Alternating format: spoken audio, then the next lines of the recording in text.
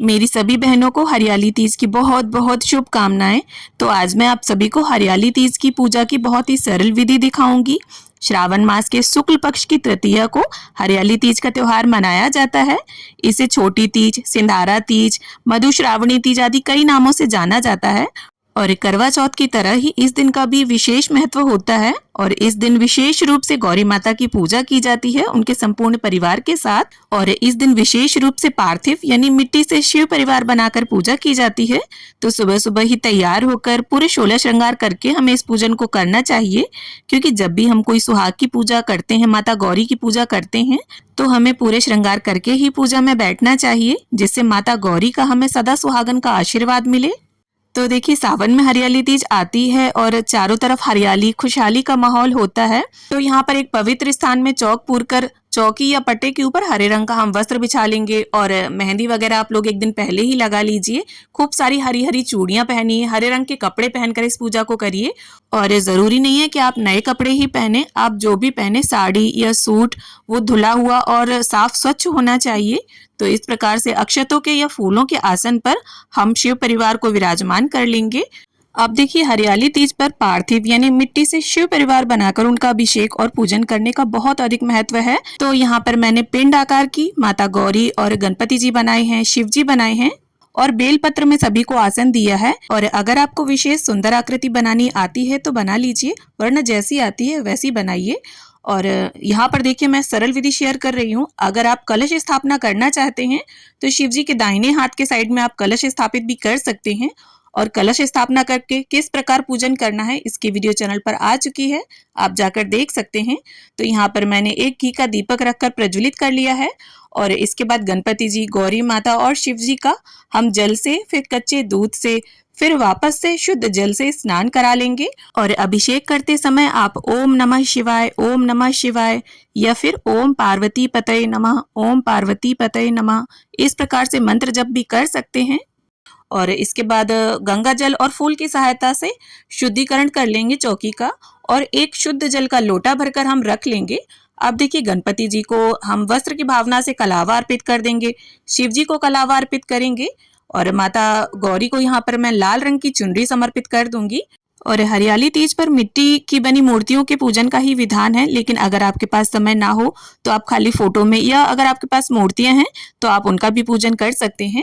तो इस प्रकार से गणपति जी को, माता गौरी को, शिव जी को, कार्तिकेय जी को, सभी को हम टीका कर लेंगे। और माता गौरी को आपको हल्दी से तिलक करना है, फिर कुमकुम अर्पित करनी है।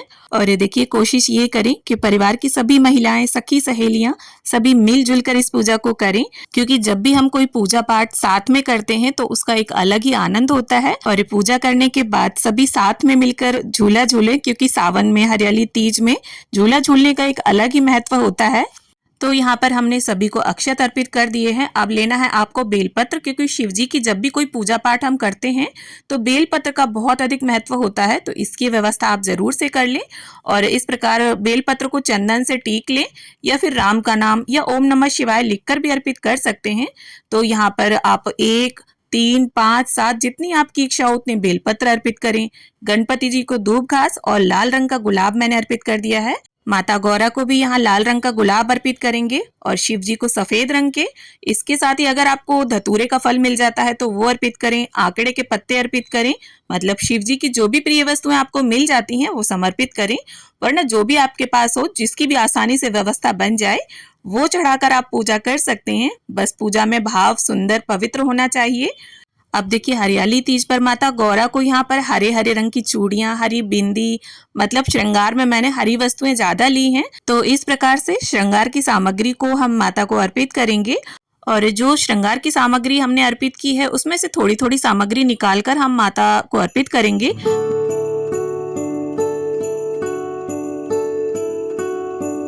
और ये देखिए, हरियाली तीज के दिन माता को हल्दी, कुमकुम और मेहंदी जरूर से अर्पित करें, बहुत ही शुभ रहता है। और ये देखिए, तीज का जो त्योहार है वो घेवर के बिना अधूरा माना जाता है, तो यहाँ पर हम भोग में घेवर अर्पित करेंगे। और इसके साथ ही आपने घर पर जो भी मीठा पकवान बनाया हो, सेवई, फेनी या जवे, जो भी आपके यहाँ बनता हो वो समर्पित करें। और साथ ही ऋतुफल जो भी उपलब्ध हो घर पर उसे अर्पित करें। मैंने यहाँ पर आम, केला और जामुन अर्पित किए हैं।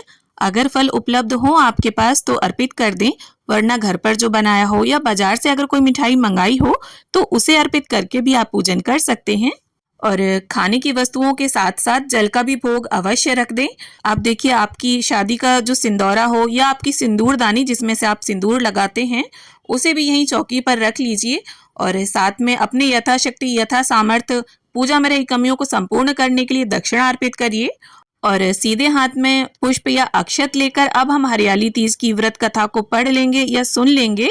और देखिए, कथा सुनने वाला अगर कोई ना हो आपके पास तो आप एक दीपक जरूर प्रज्वलित करके रखिए और कथा संपन्न होने के बाद हाथ के पुष्प जो है वो भगवान के समक्ष छोड़ दीजिए।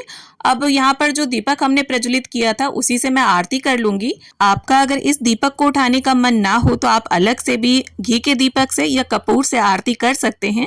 तो इस प्रकार से बड़े ही प्रेम पूर्वक गणपति जी की, माता गौरी की, भगवान शिव शंकर की, संपूर्ण शिव परिवार की हम आरती उतार लेंगे। और अगर आपको कोई आरती ना आती हो तो देखिए, गणपति जी की आरती तो सभी को आती है, तो गणपति जी की आरती गाइए। इसके बाद ओम नमः शिवाय, ओम नमः शिवाय, जय गौरी माता इस प्रकार से बोलकर भी आप 5 या 7 बार घुमाकर दीपक को आरती संपन्न कर सकते हैं।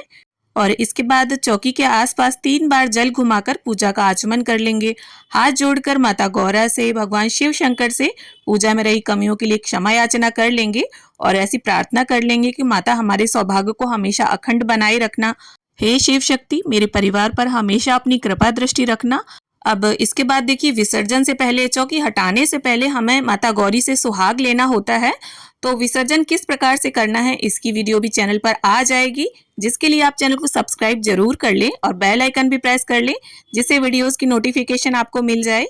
तो इस प्रकार से हमें सुहाग लेना है। अपनी सिंदूरदानी में से माता गौरी को हम इसे 5 बार अर्पित करेंगे और उसी उंगली से 5 बार ही माता गौरी से लेकर इसे अपनी मांग में सजाएंगे। जितनी बार भी माता को सिंदूर लगाया जाता है उतनी बार ही इसे वापस अपनी मांग में सजाया जाता है। तो इस प्रकार से हमें सुहाग लेने की विधि को संपन्न करना है। और जो हमने सुहाग की सामग्री माता को अर्पित की थी उसमें देखिए, आप स्वयं भी पहन सकते हैं माता के आशीर्वाद के स्वरूप में, और बाकी का जो सामग्री रखी है उसे आप चाहें तो दान कर दें, क्योंकि देखिए, जिस भी वस्तु का हम दान करते हैं उसमें वृद्धि होती है। तो इस प्रकार से हमारे सौभाग्य में भी वृद्धि होती है अगर हम सुहाग की वस्तुओं को दान करते हैं। और देखिए, जो भी सामान आप माता गौरी को सुहाग का चढ़ाएं वो एकदम कोरा होना चाहिए, एकदम नया। जूठा सामान कभी भी अर्पित नहीं करना चाहिए। तो उम्मीद करती हूँ हरियाली तीज पूजा की ये सरल सी विधि आप सभी को जरूर पसंद आएगी। वीडियो अगर थोड़ी भी अच्छी लगी हो, थोड़ी भी पसंद आई हो तो वीडियो को लाइक करें, शेयर करें और मेरे साथ जुड़े रहने के लिए, इसी तरह के वीडियोस देखने के लिए चैनल को सब्सक्राइब कर लें। तो मिलती हूँ आप सभी से एक नए वीडियो में, तब तक के लिए ओम नमः शिवाय।